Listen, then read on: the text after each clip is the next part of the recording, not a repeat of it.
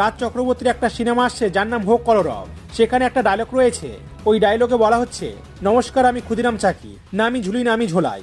আপনারা একবার নিজেরাই শুনুন। নমস্কার, আমি ক্ষুদিরাম চাকি, না আমি ঝুলি না ঝোলাই।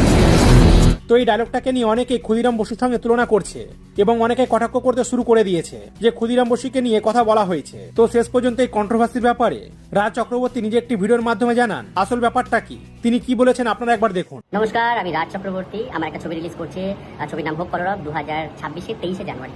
ছবির একটা টিজার বেরিয়েছে, সেখানে একটা ডায়লগ আছে।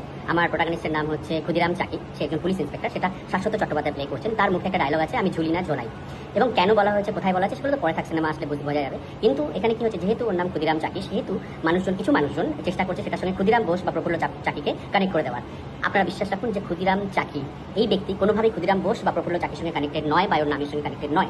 যে কোনো মানুষের নাম হতে পারে, যে যেমন পিবি চাকি আমাদের ক্যামেরাম্যানের নাম আছে, একজন ক্যামেরাম্যান, যেমন ক্ষুদিরাম দত্ত বলে একজন ব্যক্তিকে আমি চিনি, তেমনই এখানে ক্ষুদিরাম চাকির নাম।